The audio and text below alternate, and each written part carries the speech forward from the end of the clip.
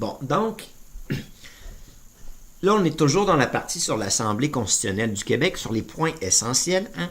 Puis, le premier point que j'aimerais traiter ici est probablement le point le plus important de tous, hein, dans la compréhension de ce qu'une Assemblée comme ça fait.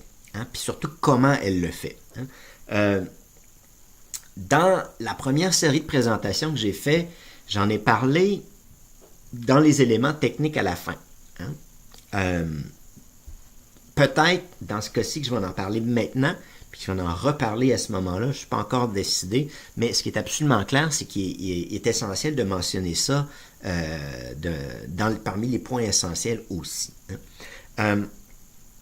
Et l'idée est essentiellement que, enfin, si vous me permettez de commencer par un problème, hein, c'est que si on arrive devant les gens, puis on leur dit qu'on veut tirer des citoyennes et des citoyens au sort et qu'on veut leur donner le pouvoir de proposer des amendements constitutionnels, hein, l'idée qu'ils vont peut-être avoir, probablement, c'est que ces gens-là vont former une assemblée, vont jaser entre eux puis faire des propositions. Hein.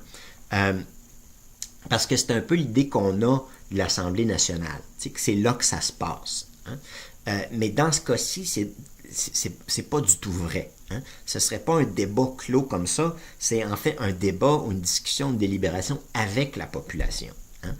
Ce qui distingue fortement ce type d'assemblée-là, surtout sur des questions constitutionnelles, bien sûr, d'une assemblée élue où là, c'est eux qui décident pour nous.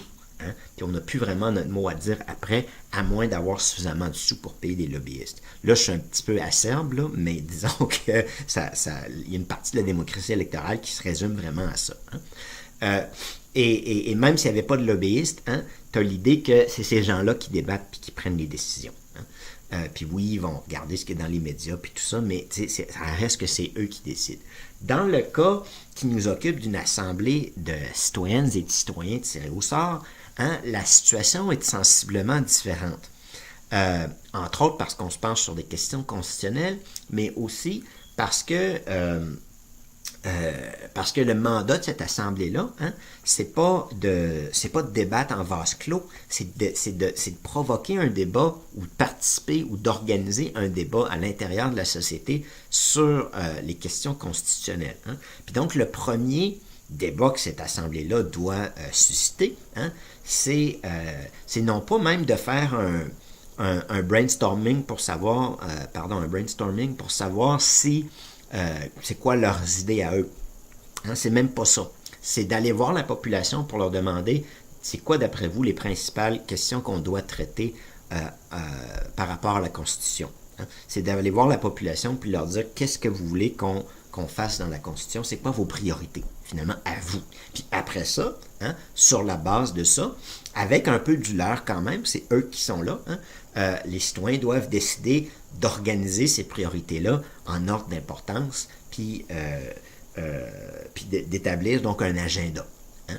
Et puis là, vous pouvez penser qu'on va pouvoir rentrer dans la poutine tout de suite, mais non. Peut-être qu'il va falloir prendre cet agenda-là, retourner devant la population puis dire voici l'ordre de priorité qu'on établit. Hein, qu'est-ce que vous en pensez?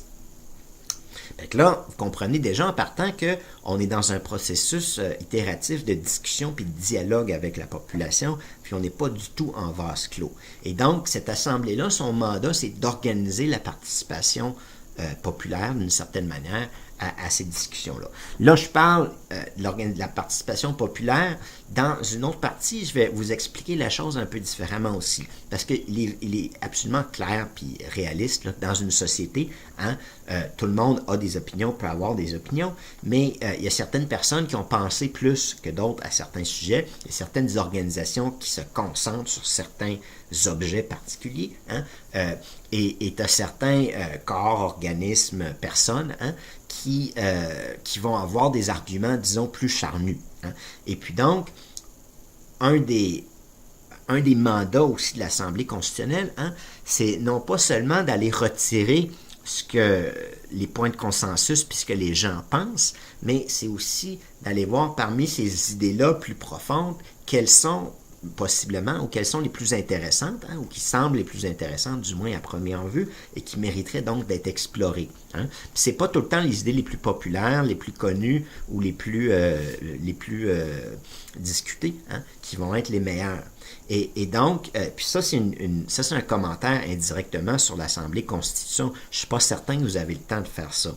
Je pense que les gens qui ont organisé ça se sont dit, leur but, c'est d'aller voir les éléments de consensus dans le reste de la population puis nous faire un état de fait par rapport à ça. Mais là, quand on insère la partie aller voir les bonnes idées puis les approfondir puis en débattre, on comprend que ça requiert plus de temps. Et non seulement d'en débattre entre vous, mais si vous sélectionnez certaines de ces idées-là, aussi en débattre avec le peuple, puis leur dire, voici une idée que nous, on a retenue, qui nous semble intéressante, qu'est-ce que vous en pensez? Et donc là, je retourne un petit peu à l'idée de comment les débats s'organiseraient. Donc, premièrement, aller voir la population, savoir c'est quoi leur priorité, aussi les autres acteurs sociétaux, pour les nommer comme ça. Ensuite, en arriver à proposer un ordre de priorité et retourner voir la population pour leur demander s'ils sont d'accord avec ça. Et c'est possible qu'il va falloir modifier un peu cet ordre-là ou même le chambouler. C'est pas impossible. Et bon, dans la mesure où il faudrait le chambouler, il faudrait peut-être même retourner une troisième fois. Là, il ne faut peut-être pas continuer de faire ça à vitam aeternam, mais vous comprenez un peu l'idée que c'est en délibération avec le peuple que l'ordre du jour lui-même, l'Assemblée, de l'Assemblée ou l'agenda de l'Assemblée se prépare. Et donc, l'ordre des priorités des sujets à traiter va se préparer. Parce que ce n'est pas une question si simple que ça. Il peut y avoir plusieurs personnes qui viennent vous voir, qui vous disent une affaire, puis quelques autres personnes qui viennent vous dire une autre affaire, puis vous allez vous apercevoir qu'en tentant de mettre ça ensemble, peut-être qu'il faudrait mettre l'autre question avant parce qu'elle est comme préalable dans la discussion à celle qui suit. Il y a je ne sais pas si vous me suivez dans ce que je dis là, mais une constitution, c'est quand même un document. C'est pas juste un ensemble d'articles décousus. Et donc, il faut avoir une vision d'ensemble aussi. Et pour organiser un ordre du jour basé là-dessus, il faut peut-être aborder la question aussi de manière rationnelle. En ce sens-là, penser qu'est-ce qui est prioritaire de traiter réellement, par exemple les institutions, puis ensuite peut-être qu'on parlera du mode de scrutin puis d'autres éléments comme ça. Mais bon, je ne suis pas en train de vous dire que c'est ça qu'il faut faire, mais je suis en train de vous dire qu'il y a un type de réflexion comme ça à faire. Mais donc, primo, c'est de se faire un ordre du jour, de manière participative, toujours avec la population et les différents acteurs sociétaux. Et l'importance de bien faire cette étape-là, c'est qu'après ça, il va falloir prendre le premier élément de l'ordre du jour, ou peut-être les premiers si vous vous mettez en commission, peut-être 2 ou 3 éléments, puis là, se mettre à les traiter plus en profondeur. Et puis donc, c'est important d'avoir les bons éléments avant de commencer le travail. Autrement dit, là, pour les gens de Constitution, ça serait un petit peu comme si au lieu d'adopter l'idée de 6 commissions thématiques qui, je suppose, vous a été proposée par des constitutionnalistes. Là, on peut voir leur main plutôt évidente dans l'organisation de ces 6 commissions thématiques-là, que vous vous seriez dit, on va aller voir le peuple pour leur demander qu'est-ce qui est prioritaire à traiter. Puis c'est vous qui aurez organisé les commissions thématiques en question, puis peut-être en limitant à 3 principales. Remarquez que ça relève bien sûr de la décision de l'Assemblée, non pas de moi ou d'une autre personne. Mais ensuite, là, il faut se mettre à traiter chacun de ces points-là. Puis supposons, non, je ne sais pas si je vais me permettre même de prendre un exemple, parce que je ne veux pas non plus trop biaiser, mais supposons que le troisième point, mettons, que c'était le mode de scrutin.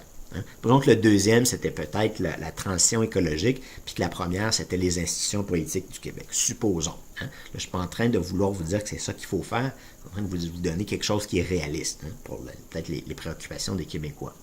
Puis supposons qu'on parlait du mode de scrutin. Donc, on était dans cette commission-là. Cette commission-là de l'Assemblée, donc qui va être plutôt grande, là, disons qu'il y avait peut-être 40 personnes dans la commission elle-même, irait, ou peut-être 42 pour prendre le nombre qui nous occupe présentement, donc un tiers de ce qu'est l'Assemblée nationale. Cette commission-là irait voir, une fois qu'elle a déterminé qu'elle va se pencher sur le mode de scrutin, elle irait voir la population pour lui demander c'est quoi vos priorités, encore une fois, par rapport à cette question-là. Puis elle irait voir ensuite des spécialistes au Québec pour leur demander, recommandez-nous des choses d'après ce que vous pensez qui est le meilleur pour le Québec. Hein? Allez voir les organisations, on ouvrirait la porte à ce que les organisations viennent la voir pour leur communiquer des informations comme ça. Mais étant donné qu'on est dans un cadre constitutionnel, puis c'est des questions très importantes, hein, dans ce processus initial-là, ou plus tard, un peu dans le processus, elle pourrait aussi dire, ben écoutez, nous, on a retenu que dans les modèles existants, hein, sur lesquels on va commencer, puis là j'insiste, on va commencer par ce qui existe avant d'arriver à innover, puis à changer, puis à apporter d'autres solutions. Mais supposons que dans les modèles existants, vous vous dites, bon, dans les modes de scrutin qui existent, le mode de scrutin dans tel pays scandinave nous semble particulièrement intéressant. Hein?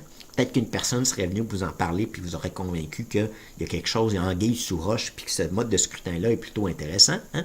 Et donc, que vous vous dites, ben là, il faut savoir plus comment ça fonctionne. Hein?